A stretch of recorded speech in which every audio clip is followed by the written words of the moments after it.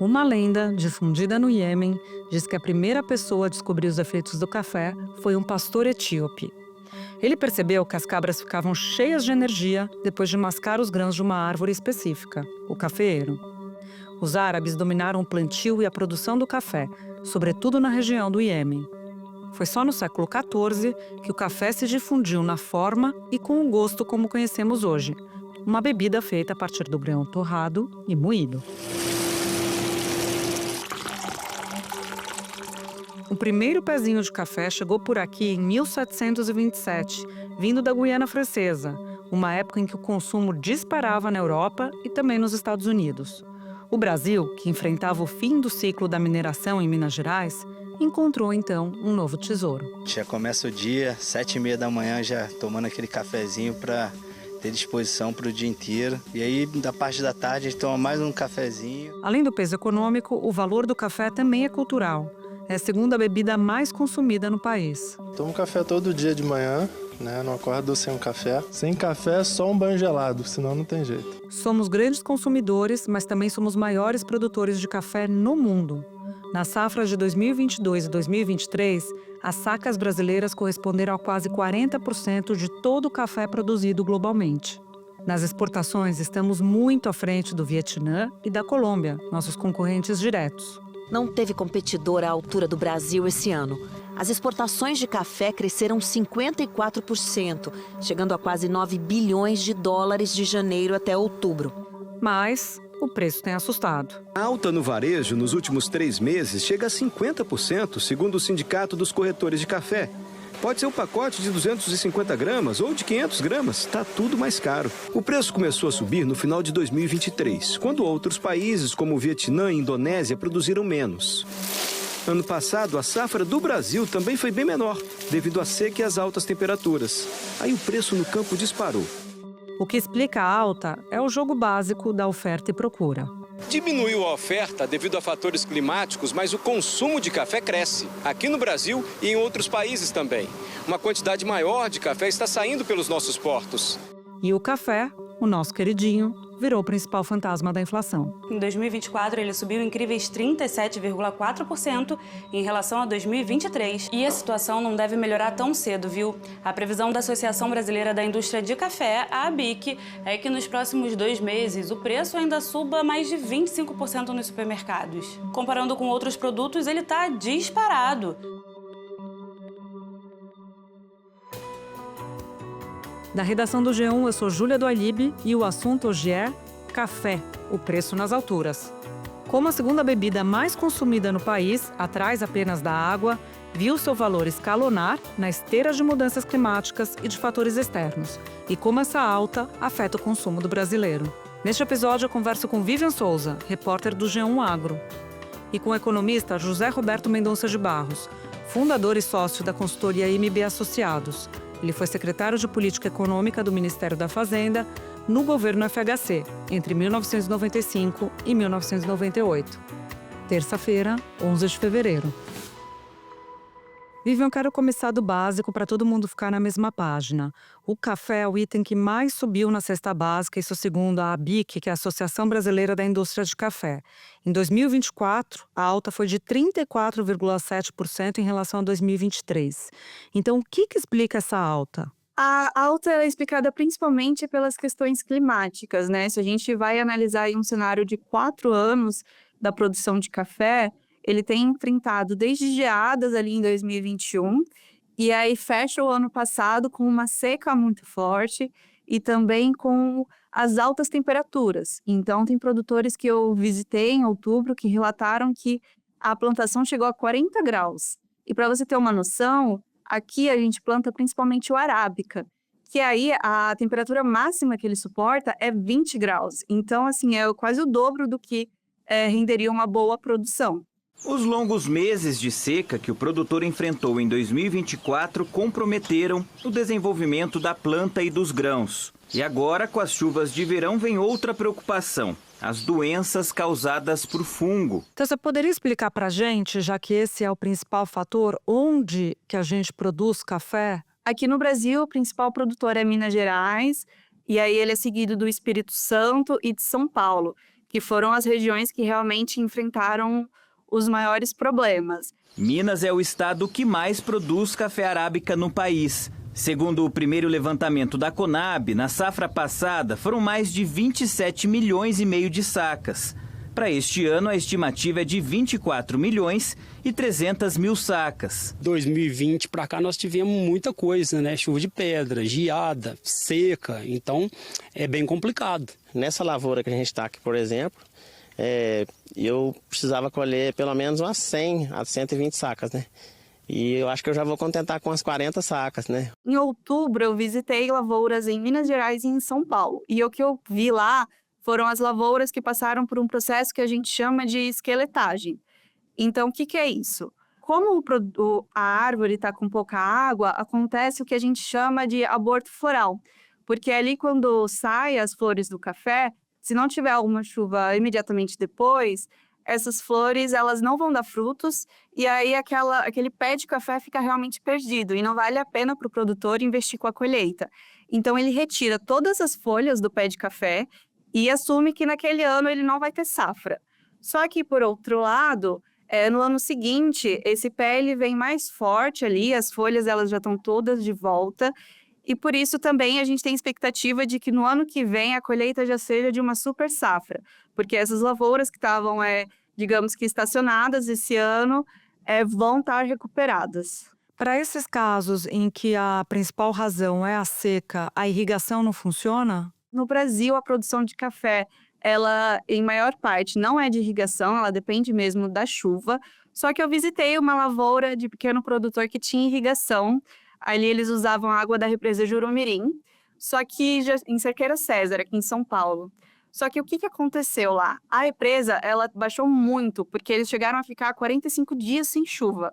Então, eles tiveram que pausar a irrigação, porque onde estava a bomba deles não chegava mais água. Então, a situação no ano passado foi realmente de uma seca generalizada. Eu conversei com a Ana Paula Cunha, do Semadem, e aí o país inteiro, né, foi atingido, principalmente essas regiões, e não tinha água nem para irrigação. Vivian, o dólar também afeta muito a nossa produção aqui agrícola, porque a gente importa principalmente fertilizante. A alta do dólar teve algum impacto também nesse aumento de preço? Sim, tem essa questão dos fertilizantes, mas também tem a questão de que o café é uma commodity, né? Então, o nosso preço aqui, ele depende do mercado internacional. A saca do café Conilon de 60 quilos está a R$ 2.000. Em 2023, ficava em torno de 750.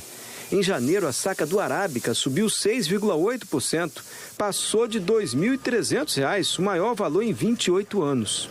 Eu acho que vale dizer que quando o dólar ele fica mais alto, para o produtor que já está passando dificuldades aqui, vale mais a pena ele pegar aquele grão que ele conseguiu ter, que está com uma qualidade boa, e vender para fora, porque ele lucra muito mais do que vendendo aqui dentro, o que diminui a oferta aqui no Brasil. Mas tem outras questões do mercado externo, né? Ano passado, o Vietnã, que é o segundo maior exportador de café, o foco deles é o Robusta, diferente da gente que é o Arábica, mas eles são uma concorrência para o Brasil. Eles também tiveram problemas climáticos muito mais severos que os nossos até, e aí eles também tiveram dificuldades para enviar esses produtos, porque teve ali no Canal de Suez rebeldes sequestrando navios, e isso ali era uma rota fundamental para eles, enquanto o Brasil ele tem rotas alternativas. E aí essa questão do Canal de Suez também aumentou o preço dos containers, que acaba aumentando esse custo para exportação, e tudo isso é em dólar também. Outros concorrentes na produção de cafés canéferos, como Vietnã e Indonésia, tiveram restrições de oferta devido a condições climáticas adversas. A geopolítica mundial afetou a logística, portanto, essas origens produtoras que forneciam maciçamente para a Europa tiveram um custo logístico muito alto para transportar seus cafés, que antes eram pelo Mar Vermelho, e agora tem que contornar o Atlântico para chegar à Europa, de modo que o nosso café ficou muito competitivo em termos de preços. Você falou, então, numa superprodução para 2026, é isso? Você poderia nos explicar sobre os investimentos que os cafeicultores estão fazendo também para chegar nessa superprodução? Isso, eles chamam de super safra. Tem a ver com os investimentos, sim, porque eles até lucraram mais esse ano, e aí os produtores, né, que conseguiram ter uma safra investiram nas suas lavouras para aumentar a produtividade em tecnologia. Só que eu acho que vale dizer que o clima desse ano, tudo indica que vai ser mais positivo do que o clima do ano passado. O CEMADEM me explicou que, apesar da gente ter o Laninha esse ano, ele vai estar muito mais perto de um normal, digamos assim. Vai ter chuva, por mais que sejam chuvas meio irregulares, cada hora em um canto, mas que já vai ser muito melhor do que a gente teve no ano passado. Segundo Pavel Cardoso, presidente da ABIC, o preço deve subir porque a indústria ainda não repassou ao consumidor todo o custo da compra de café, que encareceu 116,7% em 2024. Mas a expectativa é que o valor melhore pelo menos um cadinho no segundo semestre desse ano. E no ano que vem, se o clima se mantiver estável, a expectativa é de uma safra recorde de café, o que deve melhorar o custo no bolso do brasileiro. E ainda assim, a safra ela é colhida ali até setembro do ano que vem. Então, o impacto para o consumidor, ele seria mesmo só no final do ano que vem, essa certeza. Porém, no final do ano passado, a gente já teve chuva, então talvez quando terminar a colheita desse ano, os preços possam melhorar. Mas aí, novamente, é só a partir de setembro que a gente tem uma noção. Vivian, eu queria que você falasse um pouco sobre o consumo do brasileiro hoje. Teve uma alta de 1,1% na quantidade de café comercializada no Brasil, mas o consumo per capita caiu 2,22%. Você pode nos explicar? Sim, o consumo ele cresce quando a gente analisa o total, mas ele no per capita ele caiu porque a população cresceu e aí esses consumidores não estão acompanhando, né? Só que tem outra explicação também. O que o setor diz? Que o brasileiro, ele tem o costume, tinha, né, o costume de fazer o café em casa, encher ali a sua garrafa, e aí não tomava tudo. Boa parte ia para a pia. Então, eles alegam que o que diminuiu foi o consumo da pia. Então, agora, o brasileiro, para economizar por causa dos preços, está preparando em casa somente aquela quantidade que ele sabe que vai beber. Então, com isso, ele no fim do mês precisa comprar menos café, acaba usando menos café do que usava antes, mas não significa que ele está realmente bebendo menos café, mas que está havendo menos desperdício. O preço pode continuar amargo. Mesmo assim, é difícil achar quem fique sem o cafezinho. A gente dá um jeitinho, imprensa de um lado, do outro, mas a gente consegue. Não pode ficar sem o café é o ânimo da gente, né? E para a gente terminar, Vivian, queria que você falasse sobre produtos que estão sendo chamados de cafakes, que são produtos com sabor de café, mas olha só, na verdade não são cafés. Que produtos são esses? Conta pra gente. Isso é uma novidade, né? Eu conversei com uma fonte minha no Ministério da Agricultura que trabalha com fraude de café e ele me contou que o Ministério ainda está investigando para descobrir o que é isso, né?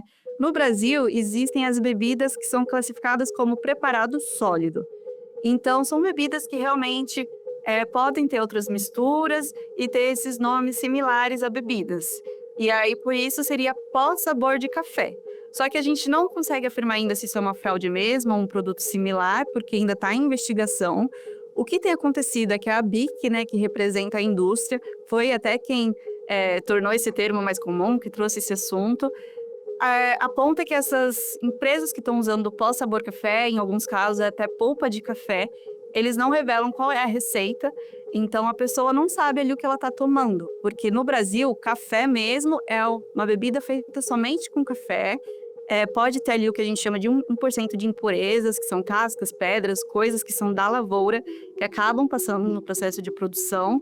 Só que como isso a gente não sabe o que está nesse pó de sabor café, a gente não sabe se ele é feito basicamente de impurezas, se usa alguma coisa para dar o sabor, que não o café. A colheita do café acontece apenas uma vez por ano, mas dura em torno de 4 meses. É que cada pé pode ser explorado em 3 momentos. Primeiro, colhe-se a parte de cima do pé, onde os frutos ficam logo maduros. Algum tempo depois, chega a vez dos grãos que estão no meio do pé.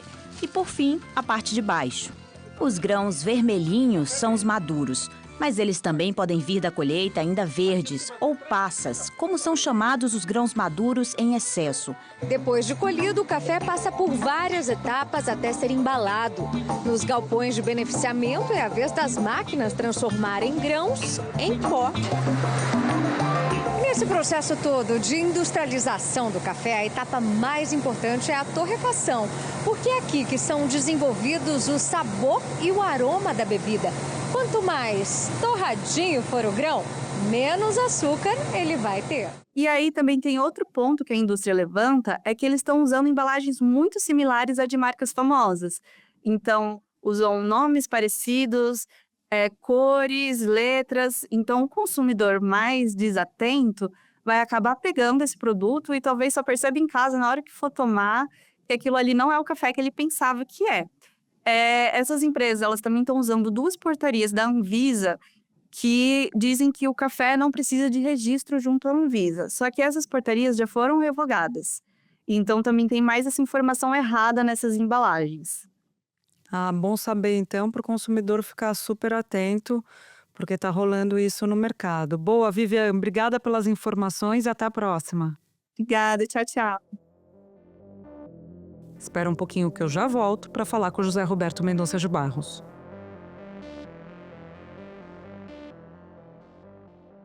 Professor, eu falava há pouco com a Vivian, que é repórter aqui do G1, sobre todos os fatores que fizeram o preço do café disparar. Essa commodity é um exemplo dos desafios que a gente vai enfrentar no futuro com questões como crise climática. O que teremos que fazer, professor, para lidar com essa nova realidade, não só com café, mas com vários outros produtos agrícolas? É um desafio e tanto, né? Porque parte da resposta pode ser relocar a produção para outras áreas. Mas alguns produtos levam poucos meses, mas um caso como o café, você leva anos para formar um novo parque cafeeiro. Então, isso já se faz em algumas culturas, pode ser que tenha que acelerar um pouco desse experimento por regiões, mas não é simples. No caso do café, seria bastante difícil. Outro caminho que também a pesquisa já percorre é tentar desenvolver variedades mais resistentes, por exemplo, à escassez de chuva, não é? E ainda assim, tem coisas que não tem o que fazer. Por exemplo, o exemplo aconteceu no Rio Grande do Sul com arroz. O arroz irrigado, em tese, ele está defendido da seca, mas não está defendido de um excesso de água que inunda o campo e afoga a produção. Então, os caminhos são esses, mas são lentos, vai demorar, e realmente nós vamos ter que conviver com alguma volatilidade maior do que a usual, a tradicional, nesses novos tempos de clima se alterando de forma muito importante. A tecnologia tem um limite, né, pelo que o senhor está falando, para lidar com esses extremos climáticos. Agora, o preço alto tem... E exige tempo, né? Exige tempo, exato. Para desenvolver, claro, sem dúvida nenhuma. A gente está conhecendo tudo isso agora, né? Professor, o preço alto também tem a ver com dólar e com uma grande demanda externa. Como lidar com essas pressões quando a gente fala de produtos que são produtos muito tradicionais da mesa dos brasileiros, que é o caso do café? É outra questão também, Júlia, que não é fácil de fazer, né? Na verdade, o que resolve esse problema dessas altas é mais produção, né? E isso também demanda um certo tempo, porque não tem muita forma de fazer isso. A alternativa que muita gente levanta, que é um horror, é tributar a exportação para defender o mercado interno, coisa que a Argentina já faz há muitos anos com resultados ruins. Por quê? Porque quando você tem uma situação dessa, que você menciona, a demanda externa sobe e, por acaso, o dólar também ficou mais caro. E você diz assim, eu vou tributar para defender o mercado interno, no curto prazo, isso é bem sucedido.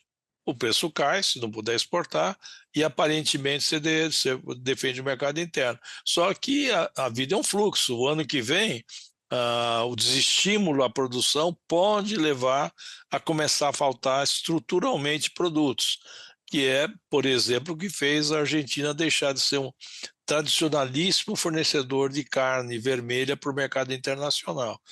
Então, não é muito simples. Nesse começo de ano, como nós estamos perto de novas safras, e algumas delas serão melhores, né, e essa solução é esperar a nova safra, né? mas não tem muito, também não tem muito ferramental para poder lidar com isso, num caso como o do café, que é uma árvore, né? E é uma produção anual, então demora um pouquinho para solucionar através de maior produção. Mas esse é o caminho, não tem mágica que se possa utilizar para encurtar esse caminho. As mágicas, em geral, acabam mal. O senhor falou da carne na Argentina, e aí quando a gente olha para a inflação de alimentos, aí falando sobre Brasil, né? N alimentos subiram e levaram ao aumento da inflação em algumas capitais com 2 dígitos.